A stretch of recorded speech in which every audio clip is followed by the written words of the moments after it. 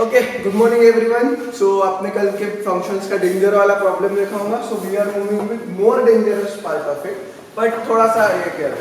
सो बीच में इंडिया में एक ऐड चली थी कि क्या चल रहा है करके। ओके, क्या चल रहा है, क्या चल रहा है, तो तुमको पता है उसका आंसर। खूब ऐड रहा था, एक पॉइंट के बाद तो इतना इरिटेटिंग हो गया था कि क्या चल रहा है किसी ने भी पूछा तो लोग क्या जवाब देते, फॉक चल रहा। सब मारायची इच्छा व्हायची कोणाला की कोणी ते उत्तर दिलं।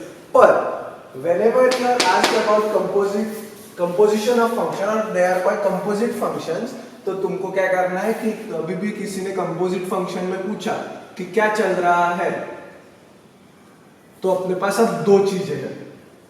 ओके, एक का तो आंसर तुमको पता है, एक क्या चल रहा है, फॉग चल रहा है, और दूसरा अपने पास नई सिस्टम है, नया परफ्यूम है, वो है गॉफ। दो चल रहे अपने पास, ठीक है। इंडिया में ऐड के वक्त एक ही चल रहा था, अपने पास दो चल रहे, एक चल रहा फॉग और एक चल रहा g of f. Now the meaning of this, technical side of this बहुत इजी है। पहले डेफिनेशन वाचूंगी, ये डेफिनेशन फॉग की है। Okay, a method of combining the function f from a to b and with g from b to c is composition of functions defined as fog of x is equals to, ध्यान से सुनना, f of g of x।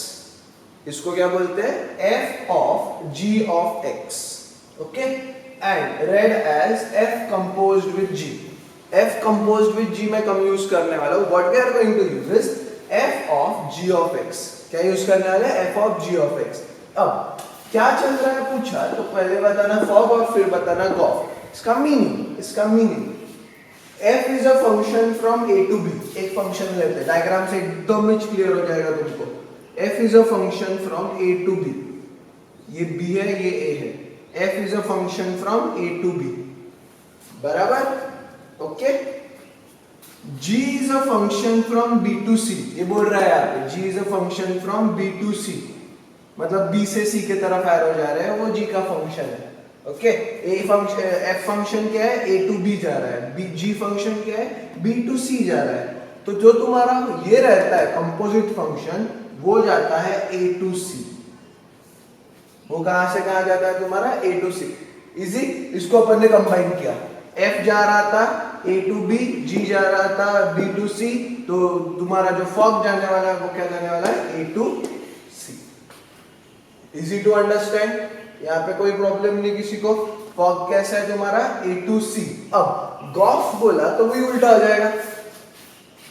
Gauff बोला तो क्या आ जाएगा, c to a। Gauff बोला तो क्या हो जाएगा, c to a। उसको उल्टा करना है अपने को, ठीक है। पर पहले एक की तरफ ध्यान रखते हैं अपन, फॉग। उसके examples are very very very easy. बस तुमको इतना क्लियर हुआ कि कंपोजिट फंक्शंस क्या कर रहा है, कंपोजिट फंक्शन क्या कर रहा है। सो नोट लिखते जाना मेरे पास, मेरे साथ से। ओके, एक स्टेटमेंट, दो स्टेटमेंट लिखने अपने को, और मेरे साथ ही लिखते जाना statements. First, the domain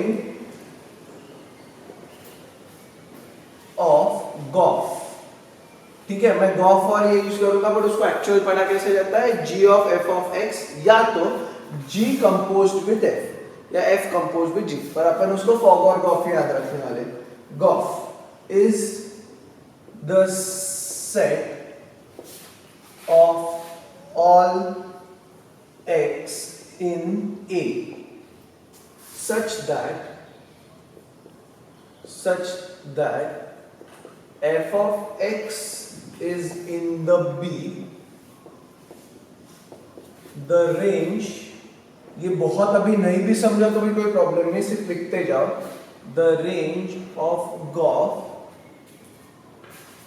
is set of all g of f of x in C such that f of x is in B, such that f of x is in B। खतरनाक language का, इतना समझना है तुम्हारा, मेरे को भी पता है, क्योंकि जब मैं तुमको एग्जांपल से समझाऊंगा तभी तुमको समझने वाला है। But we have to write it down, this is very important to write it down. Okay, second note, domain of g of f is subset of domain of f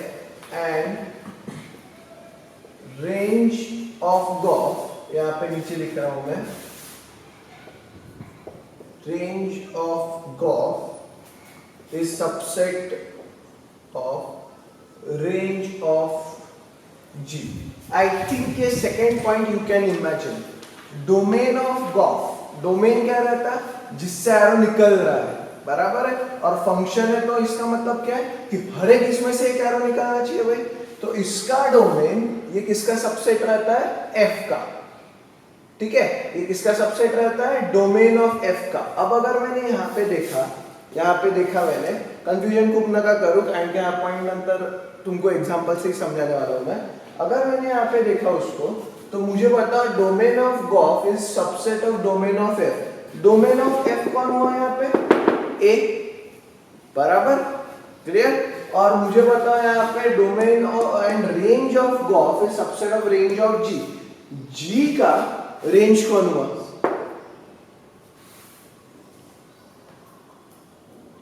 correct, A to सी जा रहा है। अब वो गॉफ और fog में तुमको जो confusion है कि कौन सा फॉग रहने वाला, कौन सा गॉफ रहने वाला, होल्ड दैट कंफ्यूजन, आपण त्याला प्रॉब्लेम्स मध्ये सोडो, ठीक है। उसको इतना टेंशन में मत लो कि अभी क्या हो रहा है, क्या हो रहा है। सिर्फ इतना ध्यान में देना कि गॉफ का जो डोमेन है, domain of g of f is subset of domain of F. F का डोमेन क्या है, ये एफ का डोमेन क्या है, ये, क्योंकि ए टू बी जा रहा है।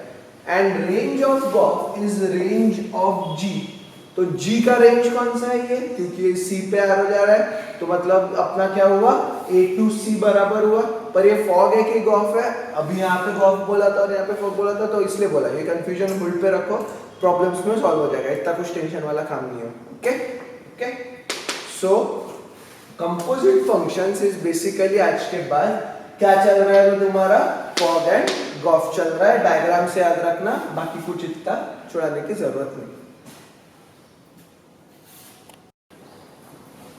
So let's start with the basic example. अब एग्जाम्पल थोड़े खतरनाक लग सकते हैं, इसलिए I wanted to watch this video again and again. अगर नहीं समझा तो, और फिर भी नहीं समझा तो फिर मुझे पूछना, कोई प्रॉब्लम नहीं, ओके ना। एग्जाम्पल देख लेते हैं। फॉग ऑफ एक्स, ये एफ ऑफ एक्स है, ये जी ऑफ एक्स है। तो फॉग को लिखते हैं अपन, पहला एग्जाम्पल, फॉग को लिखते हैं अपन f of g of x. This is how you write fog. Fog of x, f composed with g of x is f of g of x, f of g of x. Fog बोला तो f of g of x, fog बोला तो f of g of x. So f of g of x बोला मैंने, तो उधर उसके जगह f of g of x, इसका मतलब f of x में x के जगह g of x लिखना पड़ता है तुमको। वापस अगर मैंने तुमको बोला for example f of x is equals to अपना क्या है, 2 अपॉन x प्लस 5। अगर मैंने तुमको बोला f ऑफ 2, तो x के जगह क्या डालते हो तुम, 2, बराबर है। अब मैं 2 के जगह लिख रहा हूँ g ऑफ x, तो अब मैंने ये x के जगह क्या डालना चाहिए, g ऑफ x। तो यहाँ पे आंसर क्या आना चाहिए मेरा, 2 upon g of x plus 5। That's what I'm going to write here. कि f of g of x means जहाँ f of x में x है, वहाँ पे तुमको क्या डालना है, g of x। वहाँ पे तुमको क्या डालना है, g of x। ये जो मैंने अभी 2 स्टेप एक्सप्लेन किया ना, वो कंफ्यूजन होगा तो बार बार देखते जाओ उसको। So I get f of g of x मतलब 2 अपॉन x के जगह g of x, f of x में x के जगह g of x, g of x plus 5, okay. That is equals to, मुझे बताओ g of x क्या है, g of x भी दिया है अपने पास, तो यहाँ पे g of x के जगह x square minus 1, so 2 upon x square minus 1 plus 5, so answer will be 2 upon x square plus 4। Answer क्या है तुम्हारा, 2 upon f। This is your fog of x, मतलब f of g of x। Basic clear हुआ, एकदम basic है पर important है। अब यहां पे g of f of 3, तो पहले शुरू करते हैं g of f of x से। तो गॉफ ऑफ x मतलब g of f of x, बराबर, g of f of x। अगर fog f of g of x है, तो गॉफ क्या रहेगा, g of f of x, यहाँ तक सबको क्लियर है मैं क्या बोल रहा हूँ? अब अगर g of f of x है, फिर से वही एक्सप्लेन कर रहा हूँ, मेरा g ऑफ x है x स्क्वायर माइनस 1, ओके। तो अगर मैंने बोला g ऑफ 2 है तो x के जगह क्या डालोगे तुम? 2, मतलब जहां x है वहां पे 2 आ गया, तो यहाँ पे भी वही आने वाला है। तो अब x के जगह f ऑफ x है, तो यहाँ पे x के जगह अगर मैंने f ऑफ x लिख दिया तो यहाँ पे x स्क्वायर के जगह भी क्या आएगा तुम्हारा? f ऑफ x, बराबर। सो ये एक्सप्लेनेशन बार बार देखते जाना ताकि तुमको कंफ्यूजन कम होते रहे ना। दैट इज इक्वल्स टू, मैं यहाँ पे लिख रहा हूँ g of f of x, मतलब यहाँ पे g ऑफ x में x के जगह f of x, so f of x का whole square minus 1, f of x का होल स्क्वायर माइनस 1। जहां जहां x था वहां पे अब क्या है? पूरा का पूरा f ऑफ x है। जहां जहां x था वहां पे पूरा क्या है तुम्हारा? f of x। तो g ऑफ x में x के जगह तुमने f ऑफ x डाल दिया, इसलिए यहाँ पे x स्क्वायर के जगह क्या हो गया? f ऑफ x का होल स्क्वायर। अब f ऑफ x क्या था तुम्हारा? 2 अपॉन x प्लस 5 का होल स्क्वायर माइनस 1, सो 2 का स्क्वायर 4, यहाँ पे x प्लस 5 मतलब x प्लस 5 का होल स्क्वायर माइनस 1। सो यहाँ पे क्या आने वाला तुम्हारा? अब उसने पूछा है, इसको आसान करने के लिए एक तो पूरा भी छुड़ा सकते हो या तो वैसे भी रख सकते हो, पर इसने पूछा क्या? x जी पूछा है। क्या पूछा है इसने? 3।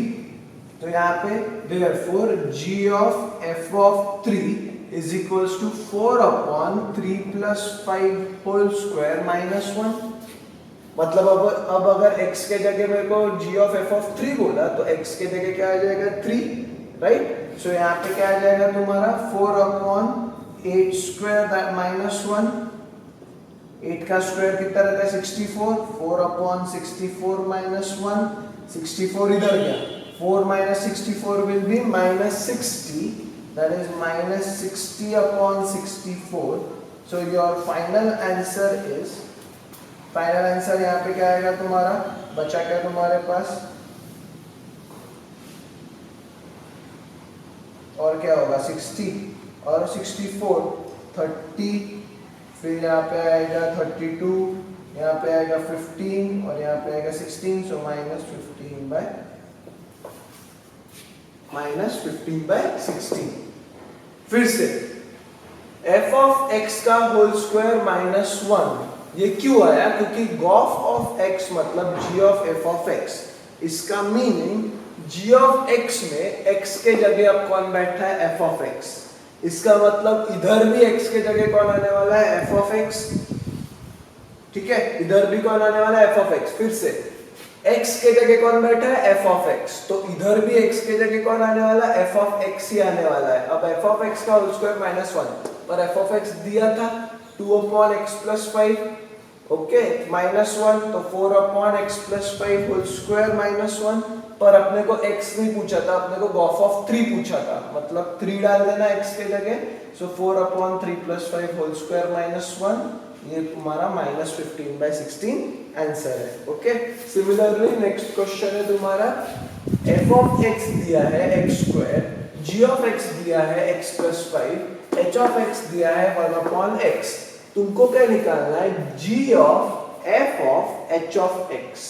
तो उसको लिखते हैं पहले, ठीक है। g of f of h of x को अपन ऐसे लिखते हैं, g ऑफ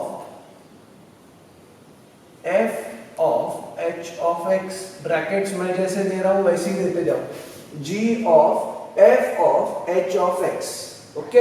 अब मुझे बताओ h ऑफ x क्या है? h ऑफ x क्या है मेरा? 1 बाय x, तो यहां पे लिखूंगा मैं g of f of 1 by x बराबर है, h ऑफ x के जगह क्या डालूंगा मैं? 1 बाय x, तो f ऑफ 1 बाय x मतलब f ऑफ x में x के जगह कौन डालना है मेरे को? 1 बाय x, ओके। अब क्या हो गया? x के जगह 1 बाय x, तो यहाँ पे x के जगह अगर मैंने 1 बाय x डाल दिया तो यहाँ पे कौन आ गया? 1 बाय x का होल स्क्वायर, सो यहाँ पे आएगा g ऑफ 1 बाय x का whole square, g of 1 by x का होल स्क्वायर। इसका मीनिंग जहाँ पे g ऑफ x है वहाँ पे x के जगह मुझे 1/x का होल स्क्वायर डालना पड़ेगा। g ऑफ x मतलब जहाँ पे x है वहाँ पे मुझे 1/x का होल स्क्वायर डालना पड़ेगा। सो आंसर में फाइनली g ऑफ आएगा आपको। आंसर में क्या आएगा finally g of. So 1/x whole square x है उसके जगह 1/x का होल स्क्वायर डाल दिया। सो आंसर क्या आएगा 1/x whole square plus 5 that is equal to 1/x square plus 5। एक बार फिर से एक्सप्लेन कर रहा हूं मैं last time. g of f of h of x, g of f of h of x, h of x की value 1/x। Okay, f of 1/x मतलब f of x में x के जगह क्या है 1/x, तो ये भी x के जगह क्या आ जाएगा 1/x का होल स्क्वायर। तो 1/x का होल स्क्वायर हो गया, f हट गया। अब g ऑफ 1/x स्क्वायर आ गया। इसका मतलब g ऑफ x में x के जगह 1/x का होल स्क्वायर डालना है मुझे। तो यहाँ पे x था इसलिए x के जगह क्या डाल दिया मैंने 1/x का होल स्क्वायर और 1/x square plus 5 that is the answer.